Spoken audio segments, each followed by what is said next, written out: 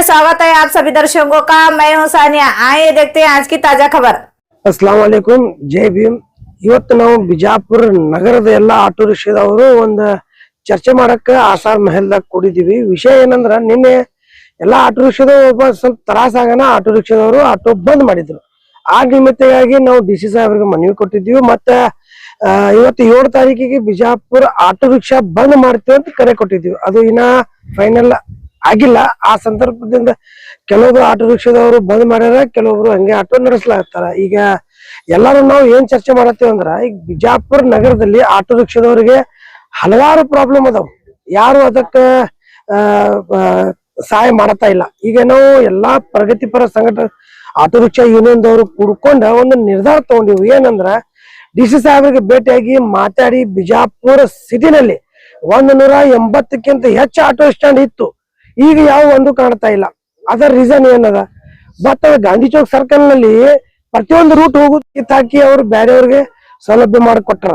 ಅದೊಂದು ರೀಸನ್ ಆಯ್ತು. ನಾವು ಡಿ ಸಿ ಸಾಹೇಬ್ರಿಗೆ ಭೇಟಿಯಾಗಿ ಮನವಿ ಕೊಟ್ಟಿವಿ. ಅವ್ರು ನಮ್ಗೆ ಒಂದು 2-3 ದಿವಸ ಅವಕಾಶ ಕೊಟ್ಟಿರ ಹೇಳ್ಯಾರ. ಮತ್ತೆ ಡಿ ಸಿ ಸಾಹೇಬ್ರ ಏನದಲ್ಲ, ನಮ್ಗೆಲ್ಲಾ ಪ್ರಗತಿಪರ ಸಂಘಟನೆಗಳಿಗೆ ಕರೆ ಕೊಟ್ಟಿದ್ರು, ಬರ್ರಿ ಅತ್ತಿ ಮೀಟಿಂಗ್ ಸಂಬಂಧ. ಮೀಟಿಂಗ್ ಹೋಗಿ ಮಾತಾಡ್ಸಿ ಬಂದಿದ್ದೀವಿ. ಅವ್ರ ಮಾತಿಗೆ ಅವ್ರು ನಮ್ಮ ಮಾತು ಕೇಳಿ ನಮಗೂ ಆಶ್ವಾಸನೆ ಕೊಟ್ಟಾರ, ಒಂದ್ 2 ದಿವಸ ಟೈಮ್ ಕೊಡ್ರಿ ಅಂತೇಳಿ.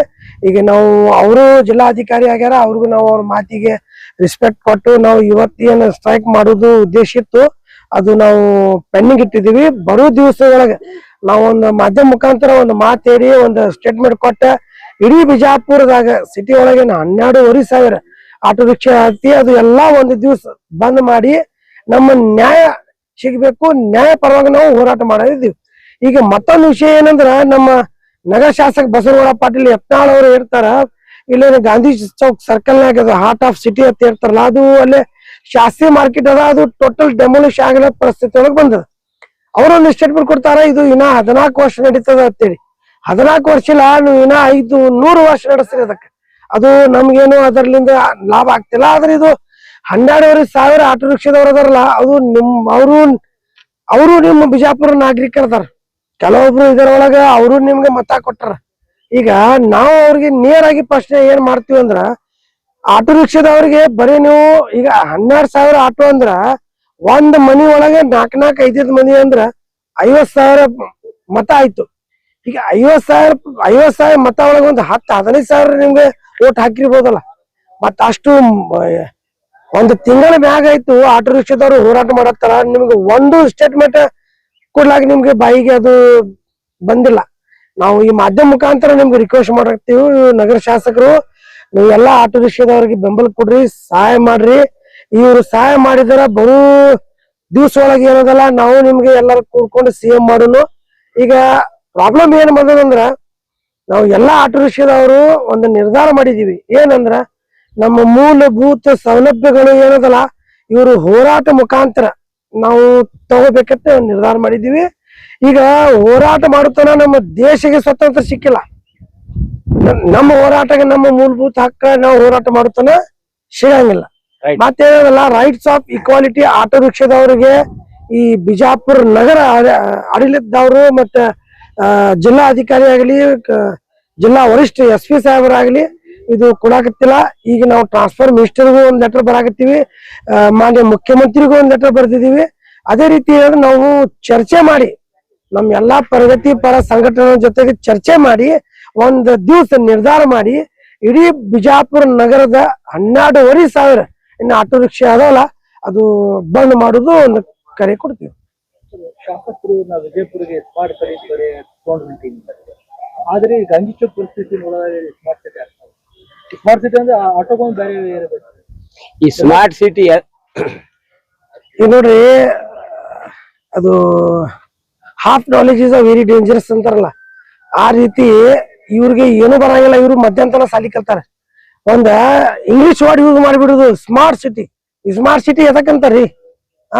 ಈ ಸ್ಮಾರ್ಟ್ ಸಿಟಿ ಅಂದ್ರೆ ದಿಲ್ಲಿ ಒಳಗೆ ಸ್ಮಾರ್ಟ್ ಸಿಟಿ ಆಗಿಲ್ಲ, ಪೊಲ್ಯೂಷನ್ ಇಟ್ಟ ಹೈ ಅದಲ್ಲಿ.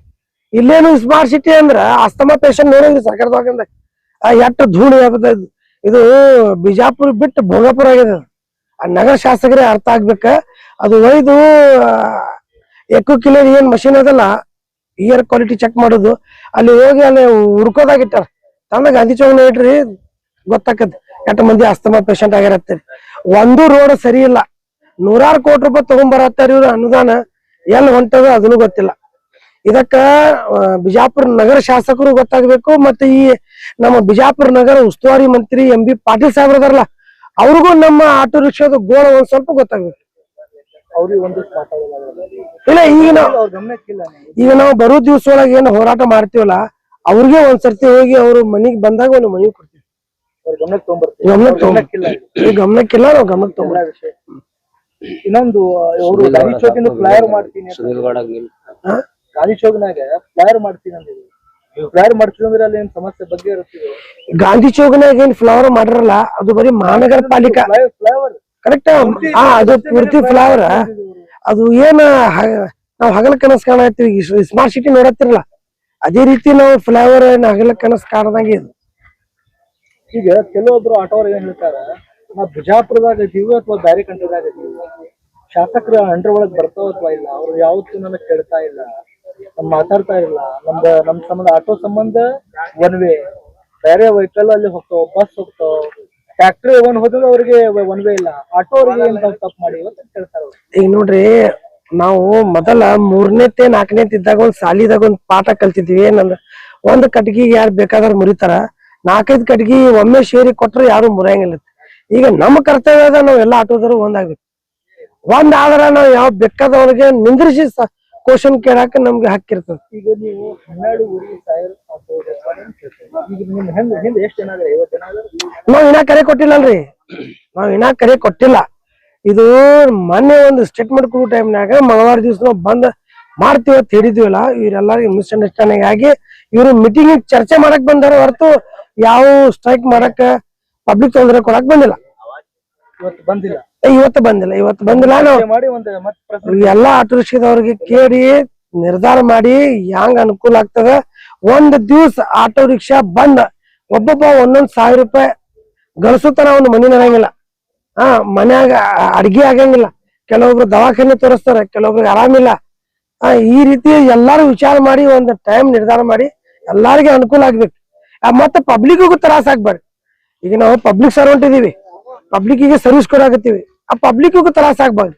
ಆ ರೀತಿ ನೋಡ್ಕೊಂಡು ಒಂದ್ ದಿವ್ಸ ನಾವು ಬಿಜಾಪುರ್ ಪುರ city auto rickshaw auto rickshaw ಬಂದ್ ಕರೆ ಕೊಟ್ಟ ಒಂದ್ ಸರ್ಕಾರಕ್ಕೆ ದೊಡ್ಡ ಎಚ್ಚರಿಕೆ ಕೊಡುವ ವ್ಯವಸ್ಥೆ ಮಾಡ್ತೀವಿ. ಆಟೋ ಮನೆ ಮುಂದಿರಬೇಕು ಅಥವಾ ಇಲ್ರಿ, ಪ್ರತಿಯೊಂದು ವಿಷಯಕ್ಕ ಪ್ರತಿಯೊಂದು ಸರ್ಕಾರಿ ಪ್ರೋಗ್ರಾಮ್ ಆಗಲಿ, ಪ್ರೈವೇಟ್ ಆಗಲಿ, ಪೊಲಿಟಿಕಲ್ ಪ್ರೋಗ್ರಾಮ್ ಆಗಲಿ, ದರ್ಬಾರ್ ಗ್ರೌಂಡ್ ಖಾಲಿನೇ ಅದಾವ. ಎಲ್ಲಾ ಆಟೋ ರಿಕ್ಷಾ ತಂದು ದರ್ಬಾರ್ ಗ್ರೌಂಡ್ ಹಾಸ್ತೀವಿ. जो परसों के दिन गांधी चौक बंद किए थे, पूरा ब्लॉक किए थे हमारे पूरे ऑटो चलाने वाले ड्राइवर और मालक मिलाकर, उसके बाद क्या है, हम लोग जाकर डीसी साहब को मनी भी दे के आए थे। अभी तक को हमारा प्रॉब्लम सॉल्व नहीं हुआ, इसीलिए हमें मंगल के दिन बंद करने का ऐलान किए थे। मंगल के दिन बंद करना कैंसिल किए हैं। अभी 1-2-4 कल जाकर डीसी साहब को और मिलकर वापिस हमारा जो लेटर पैड का जेरॉक्स है, वो जेरॉक्स को डीसी साहब को देकर डीसी साहब के साथ डिस्कस करके हम लोग आए हैं। डीसी साहब क्या है, एक एसोसिएशन दिए हैं हमारे को, जो एसपी साहब को बोलकर, डीएसपी साहब को बोलकर, सीपीआई साहब को बोलकर, ट्रैफिक वालों को, उनको सबको बताकर तुम्हारा क्या प्रॉब्लम है सॉल्व करेंगे बोल के डीसी साहब बोलकर हमारे को भेजे। अगर ये प्रॉब्लम सॉल्व नहीं हुआ तो पूरा हमें बीजापुर आने वाले दिनों में 2 या 4 दिन के अंदर बाकायदा परमिशन लेकर बीजापुर पूरा बंद करेंगे। और एक हमारा ऑटो वाला हर एक भाई बीजापुर के अंदर अपनी अपनी ऑटो घर के पास लगाकर गांधी चौक के अंदर उग्र होराटा हम लोग करने के लिए रेडी हैं। हमारा जो प्रॉब्लम सॉल्व नहीं होगा तो क्या प्रॉब्लम क्या है?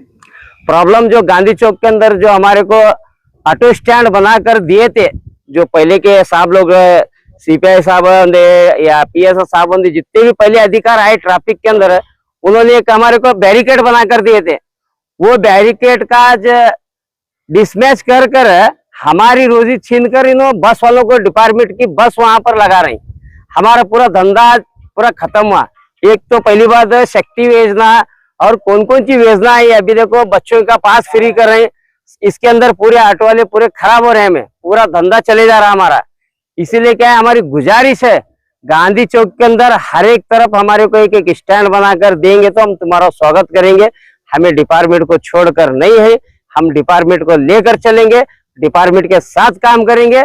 अगर हमारे अपोज कोई भी जाएंगे तो हम उनके अपोज जाने के लिए रेडी हो जाएंगे। आज 50 जने हैं, कल 500 जने आने को रेडी हो जाएंगे। इंशाल्लाह मैं इतनी बात बोलकर खत्म करेंगे।